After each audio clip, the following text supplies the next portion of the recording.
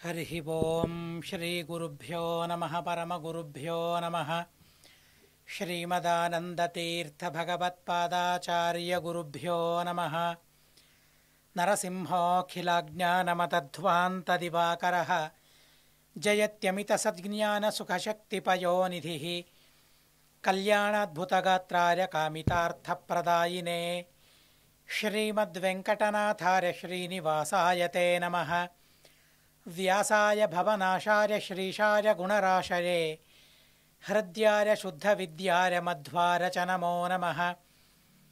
नौमिन्याय सुधादिकर्जरमुनीन् श्रीपादराट्सन्मणीन् व्यासार्यान् विविधागमब्धिविहरान् श्रीवादिराजानपि वन्दे हंसवरान् रघूत्तमगुरून् वैदग्ध्यवारां निधीन् श्रीसत्यव्रतराघवेन्द्रमुनिपान् सद्बोधसध्यानपान् सत्याभिज्ञकराब्जोत्थान् पञ्चाशद्वर्षपूजकान् सत्यप्रमोदतीर्थार्यान् नौमिन्यारसुधारतान् शास्त्रेषु पारदर्श्वानं शास्त्रज्ञेषु च वत्सलं दीनभक्तोद्धारकरं सत्यात्मानं गुरुं भजे। विद्यापीठविधातारं विद्यावारिधिचन्दिरं विद्यार्थिवत्सलं वन्दे महामहिमसद्गुरुं। नारायणार्य परिपूर्णगुणार्णवाय विश्वोदयस्थितिलयोन्नियतिप्रदाय ज्ञानप्रदाय विबुधासुरसौख्यदुःखसत्कारणाय वितताय नमो नमस्ते। नारायणं सुरगुरुं जगदेकनाथं भक्तप्रियं सकललोकनमस्कृतं च त्रैगुण्यवर्जितमजं विभुमाद्यमीशं वन्दे भवघ्नम् अमरासुरसिद्धवन्द्यं। नारायणं नमस्कृत्य नरं चैव नरोत्तमं देवीं सरस्वतीं व्यासं ततो जनमुदीरयेत्। स्वस्त्यस्तु। हरिः ओं हरिः ओं हरिः ओं।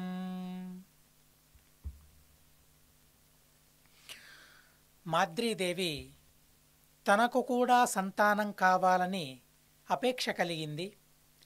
ఆ అపేక్షను భర్త అయిన పాండురాజు ముందు తను విన్నవించుకుంది. పాండురాజు ఇరువురి భార్యలను కూడా సమానంగా చూసుకునేవాడు.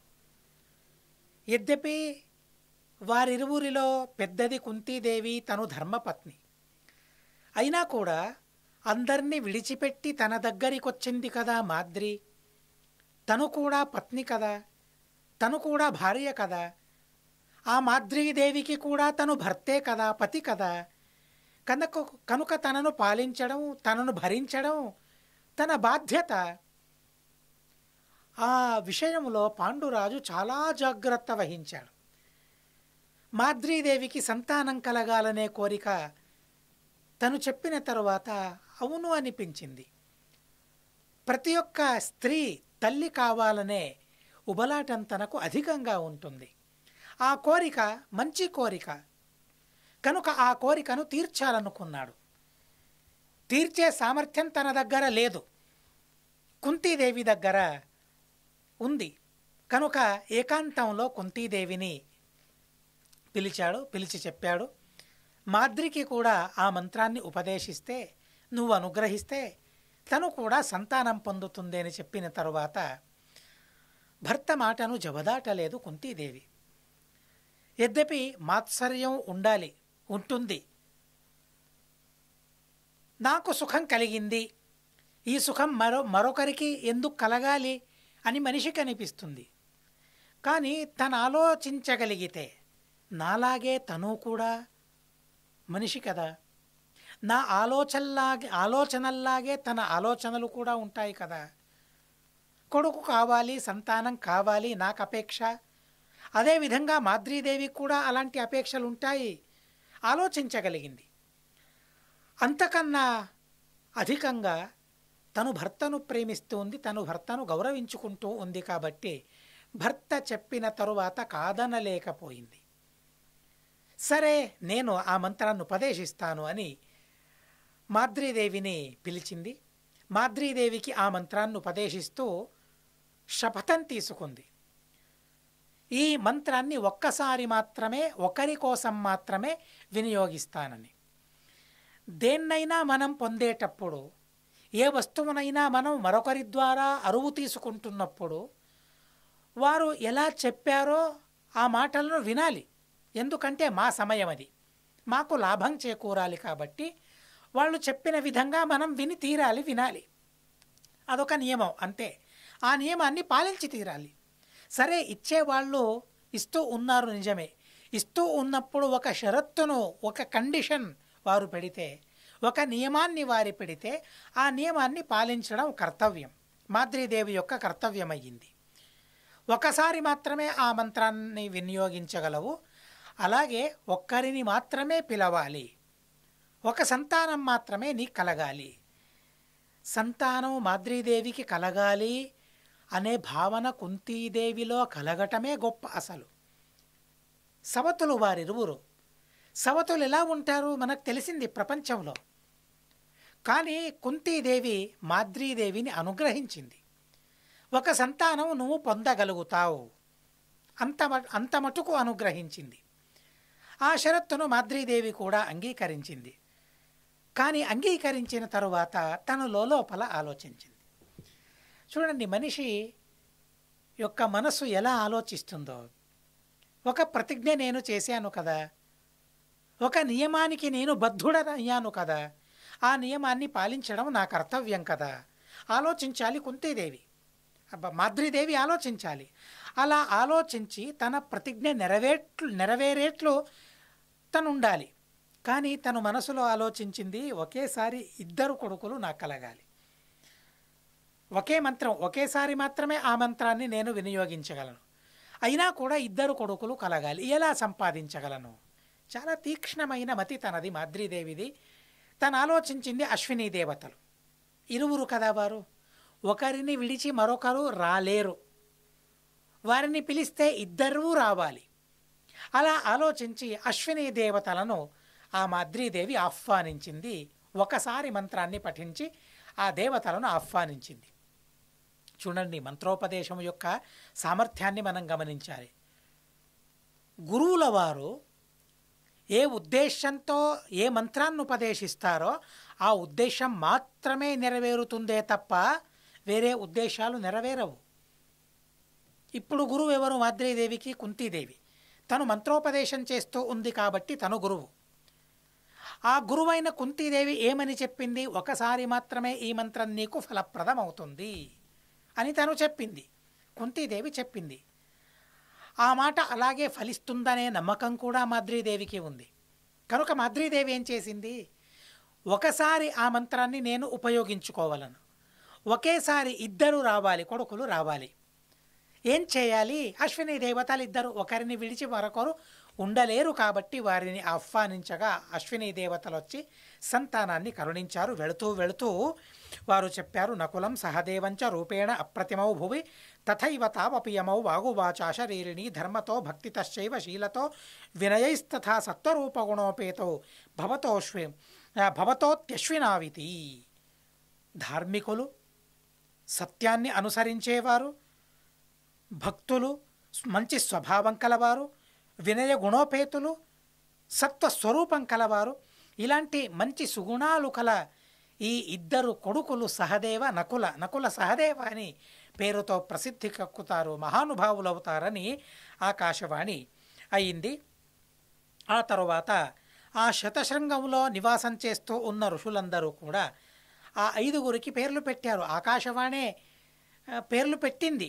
తరువాత ఆ పేరుతో పిలవసాగారు. శతశృంగ పర్వతంలో ఉన్న ఋషులు మునులందరూ కూడా జ్యేష్ఠుడైన వాడిని యుధిష్ఠిరాని, ఆ తరువాత భీమసేన మధ్యముడు, ఆ తరువాతి వాడు అర్జునుడు, ఆ తరువాత నకుల సహదేవ అనే పేర్లతోనే వారిని పిలుస్తూ ఉన్నారు. అలా పిలుస్తూ ఉండగా ఒక్కొక్కరికి ఒక్కొక్క సంవత్సరం తేడా ఉంది వయసులో. ఒక్కొక్క సంవత్సరం ఒక్కొక్కరికి తేడా ఉందనే విషయాన్ని మహాభారతం మనకు తెలుపుతుంది. అలా 5 సంవత్సరాల వారయ్యారు. మహాసాత్వికమైన ప్రభావం వారిది. అతి విశిష్టమైన పరాక్రమం, అతిశయితమైన బలం. వాటిని చూసి పెరుగుతూ పెరుగుతూ వారిలోని దైవత్వం వికసిస్తూ ఉందట. ఆ దైవత్వం వికసిస్తూ ఉంటే వారిని చూసి ఋషులు మునులందరూ కూడా వారికి ప్రియులైపోయారు. వారినే చూస్తూ ఉండాలనే భావన ఋషులకు కలిగేది. ఈ 5గురు కూడా ఆ ఋషులను పరిసేవిస్తూ ఉండేవారు. వారి పరిచారం, వారి ఉపచారం, వారి సేవను ఎల్లప్పుడూ చేస్తూ ఉండేవారు. వారి గుణాలు అభివృద్ధమవ్వసాగాయి. వారు పెరిగిన కొద్దీ వారి గుణాలు కూడా పెరగసాగాయి. కానీ మనుషుల్లో అలా విచిత్రమవుతుంది. చిన్నప్పుడు పూజ ఎలా చేయాలి, సంధ్యావందనం ఎలా చేయాలి, తీర్థం ఎలా ఇవ్వాలి, మంగళహారతి ఎలా పట్టాలి, మంగళహారతి ఎలా తీసుకోవాలి, ఇవన్నీ చూపిస్తావు చిన్నప్పుడు. కానీ పెరుగుతూ పెరుగుతూ ఆ గుణాలన్నీ మారిపోతాయి మనిషిలో. కానీ దేవతల్లో అలా కాదు. వారు పెరుగుతూ పెరుగుతూ ఉన్నట్లు వారిలోని గుణాలు కూడా పెరగసాగాయి. గుణలుబ్ధులైన ఋషులందరూ కూడా చాలా సంతోషంగా ఆ పాండవులతో ఆనందంగా ఉంటూ ఉన్నారు. జాతమాత్రానుపాదాయ శతశృంగ నివాసిన పాండవ పుత్రాన్ అమన్యంత తాపసాహ స్వానివాత్మజాన్. తమ కొడుకులతో ఎంత ప్రేమతో వారుంటారో ఋషులు మునులందరూ కూడా అంత ప్రేమగా, అంతకన్నా అధికమైన ప్రేమగా ఆ పాండవులతో ఉండేవారట. పాండవులు ఒక్క క్షణం కనబడకపోయినా ఏదో దుఃఖం, ఏదో శోకం మనసులో కలిగేదట. అలాంటి అటాచ్మెంట్, అలాంటి బాంధవ్యం, అలాంటి బాండింగ్ వారిలో కలిగిందట. ఎంత అద్భుతమో! పాండవులు అసలు ఆ అడవిలో ఇచ్చేందుకేముంది, ఇచ్చి పుచ్చుకోవడంలో ప్రేమ ఉంది అని అంటారు. నేనేమిచ్చాను, నాకేమిచ్చారు అని ఎల్లప్పుడూ ఆలోచిస్తూ ఉంటాను. అలా నాకు ఎవరు ఎక్కువగా ఇచ్చారో వారిని ఎక్కువగా ప్రేమించడం, ఎవరు తక్కువగా ఇచ్చారో వారిని తక్కువగా ప్రేమించడం, ఇలా ఆ వస్తువుల మార్పిడి, ఆ వస్తువులను ఇచ్చుకోవడం పుచ్చుకోవడం ద్వారా ప్రేమను మనం ఇచ్చుకుంటాం, పుచ్చుకుంటాం. ప్రేమకు అది నిదానం కాదు. ప్రేమకు వస్తువులు కారణం కాదు. ప్రేమకు మనసు కారణం. మనసులో నన్నెంతగా ఆరాధిస్తూ ఉన్నారు పాండవులు, ఋషులు తెలుసుకున్నారు. అంతగా ఆరాధిస్తూ ఉన్న ఆ పాండవుల్ని ఎంతగా ప్రేమిస్తూ ఉన్నారో ఋషులందరూ కూడా చాలా చక్కగా ప్రేమిస్తూ ఉన్నారు. అందరూ కూడా శాఖమూల ఫలాహార తపస్వీ నియతేంద్రియ. అలాంటి అడవిలో పాండురాజు శాఖమూల ఫల ఆహారాన్ని తను స్వీకరిస్తూ తనకు సంతానం కలిగిన ఆ విషయాన్ని అనుభవిస్తూ చాలా సంతోషంగా అక్కడున్న ఋషులను ఆరాధిస్తూ భగవంతుణ్ణి ఆరాధిస్తూ ఉన్నారు. ఇదే సందర్భంలో పాండురాజుకు సంతానం కలిగిందనే విషయం వసుదేవునికి చేరింది. వసుదేవునికి చేరగా వసుదేవుడు ఆలోచించాడు, అరే నా వాళ్ళు కదా పాండవులందరూ కూడా, నా బంధువులు కదా, ఏదో అడవిలో ఉన్నారు, కారడవిలో వారు ఉన్నారు, పేరు పెట్టడానికి పురోహితులు ఎక్కడ అక్కడ, కనుక మా పురోహితుణ్ణి పంపాలని, ఒక పురోహితుణ్ణి పంపాలని ఆలోచించి కాశ్యప అనే ఒక పురోహితుణ్ణి పంపిస్తూ ఉన్నారు. తను కశ్యప అనే ఋషియో లేక ఆ గోత్రంలో వచ్చినవాడో మహాభారతంలో స్పష్టంగా లేదు. కానీ కాశ్యప అనే పురోహితుడు, ఋషి అని ఇక్కడ చెప్పలేదు కాబట్టి తను ఋషి వేరే, కశ్యప ఋషి వేరే. తను కాశ్యప అనే పురోహితుడు, ఆ పురోహితుణ్ణి శతశృంగ పర్వతానికి పంపారు. అక్కడ సక్రమంగా సజావుగా సంస్కారాలన్నీ కూడా జరగాలి, కనుక మీరు ఆ కార్యక్రమాలని జరిపించాలని పురోహితులైన కాశ్యపుల్ని ప్రార్థించి పంపించగా పురోహితులు వెళ్ళారు. పురోహితులు వెళ్ళిన తరువాత చూడండి, పురోహితుల్ని ఎంతగా గౌరవించుకున్నారు. మహాభారతం పురోహితులకు ఎలా గౌరవించాలి, పురోహితుల్ని ఎలా గౌరవించాలనే విషయాన్ని ఎంత చక్కగా చెబుతుందో ఒక కథ ద్వారా.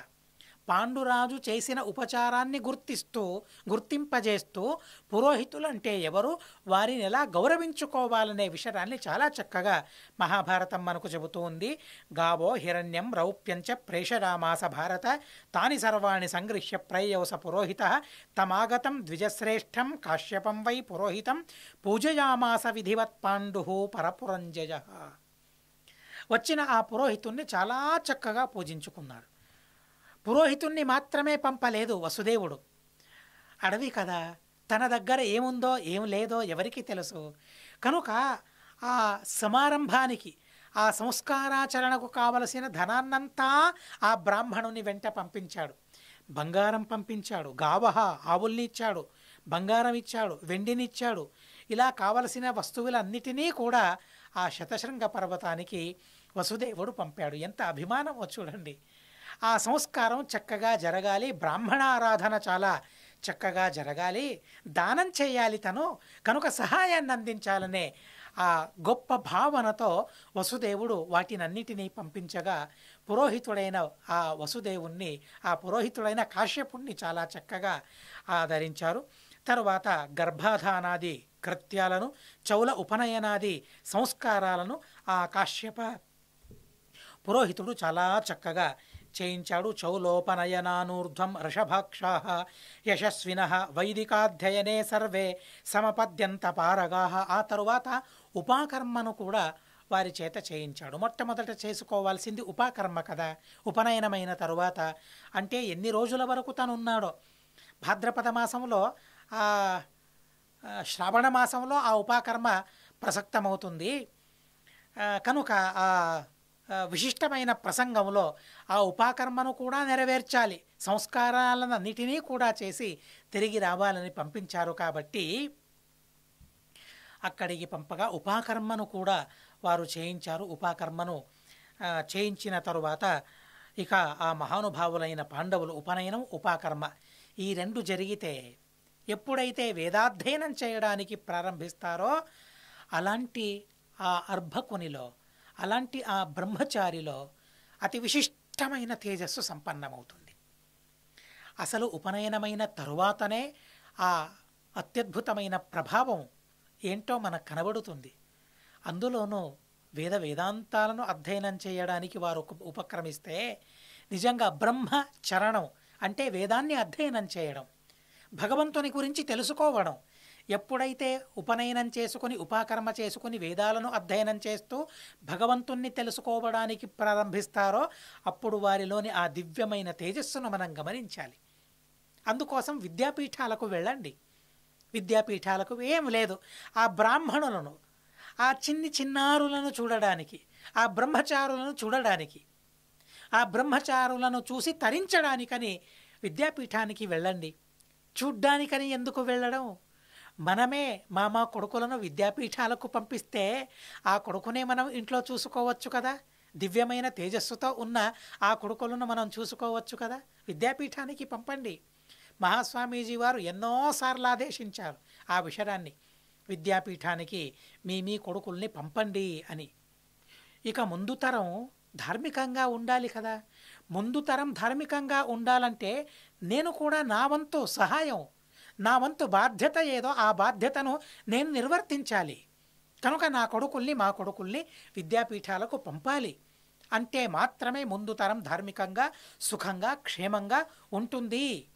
అలా పాండవులందరూ కూడా వేద విద్యాభ్యాసాన్ని చేస్తూ దేదీప్యమానమైన తేజస్సుతో అలరారుతూ ఉన్నారట. వైదికాధ్యయనే సర్వే సమపద్యంత పారగాహ. వైదికాధ్యయనంలో వారందరూ కూడా పారంగతులయ్యారట. అడవిలోనే ఆ వేదాంతాలను అధ్యయనం చేసుకున్నారు మహానుభావులు. శర్యాతి యొక్క మొదటి కొడుకు, తన పేరు శుక్రాచార్య అని. శర్యాతి యొక్క మొదటి కొడుకు. శర్యాతే ప్రథమ పుత్ర శుక్రోనామ పరంతప. తను వారికి అన్ని విద్యలను కూడా నేర్పాడనే విషయాన్ని మహాభారతం మనకు చెబుతుంది. అంటే అడవిలో ఉన్నప్పుడు ఆ శర్యాతి పుత్రుడైన శుక్రాచార్యుల ద్వారా వేదాధ్యయనాన్ని వారందరూ కూడా చేశారు. బహుశः రాక్షసుల కులగురువు ఒకరున్నారు శుక్రాచార్య. ఆ శుక్రాచార్య ఈ శుక్రాచార్య వేరు అని భావించాలి అని నాకు అనిపిస్తుంది. ఎందుకంటే తను శర్యాతి మహారాజు యొక్క గురువు, తను కులగురువు తను. కానీ ఇతను శర్యాతి యొక్క కొడుకని మహాభారతం చెబుతూ ఉంది. అలాంటి ఆ శుక్రాచార్యుల వారు వేదాంతాలను అధ్యయనం చేయించారు. అలాగే భీమసేన దేవుల వారు గదాయుద్ధంలో మరియు అర్జునుడు బాణయుద్ధంలో, ధనుర్విద్యలో అలా నిష్ణాతులైనారు. అలాగే ధర్మరాజు నకుల సహదేవులు కూడా అన్ని విద్యలలో ఆరుతేరారు. సర్వాస్త్రాలను, సర్వశస్త్రాలను కూడా వారందరూ సంపాదించుకున్నారు. ఏకవర్షాంతరాస్త్వేవం పరస్పర మరిందమాహ అన్వవర్తంత పార్థాశ్చ మార్ద్రీపుత్రౌ తథైవచ తే చ 500 చైవ కురువంశాభివర్ధనాః సర్వే వవృధిరే అల్పేన కాలేన అప్స్వివ పంకజాః. నీళ్లలో కమలం ఎలా వికసిస్తుందో, కొలనులో కమలం ఎలా వికసిస్తుందో అలా భరతవంశం అనే కొలనులో ఈ 105 కౌరవులు వికసిస్తూ ఉన్నారట. అరే, దుర్యోధనాదులు ఎలా వికసించారు? వేదాధ్యయనం చేశారా? వారి వికాసం అంటే ఏంటి అంటే ఇక్కడ వారి వికాసం కాదు, పాండవుల వికాసాన్ని చాలా చక్కగా మహాభారతం చెబుతూ ఉంది. మనం ఓ మాటను ఆడుతూ ఉంటాం, ఛత్రిణో గచ్చంతి అనే మాటను వింటాం. ఛత్రిణో గచ్చంతి అంటే మార్గంలో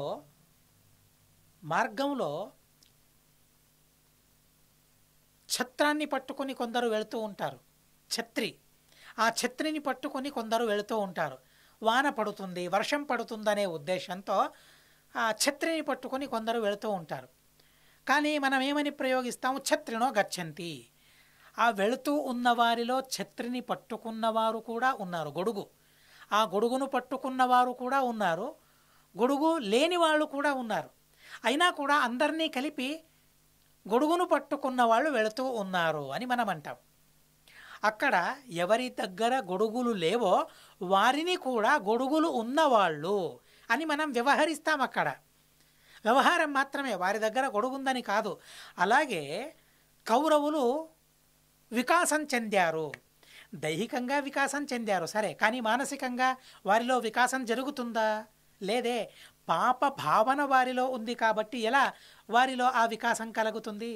కనుక ఆ గొడుగులు లేని వారిని కూడా గొడుగు ఉన్నవారిని ఎలా మనం వ్యవహరిస్తామో, ఛత్రిణః అని వారిని ఎలా వ్యవహరిస్తామో, అలాగే మానసికమైన వికాసం లేకున్నా కూడా వారిని వికాసవంతులు అని మహాభారతం సంబోధిస్తూ ఉంది. అయినా కూడా పాండవులు చాలా చక్కగా ఆ వేద విద్యను అభ్యాసం చేస్తూ పరబ్రహ్మ యొక్క పరిజ్ఞానాన్ని అభివృద్ధి చేసుకుంటూ అత్యద్భుతమైన మానసికమైన వికాసాన్ని పొందుతూ, అలాగే వారిని చూసిన వారందరిలో కూడా ఆ సంతోషాభివృద్ధిని కలగజేస్తూ పెరుగుతూ ఉన్నారనే వృత్తాంతాన్ని మహాభారతం మనకు చెబుతూ ఉంది.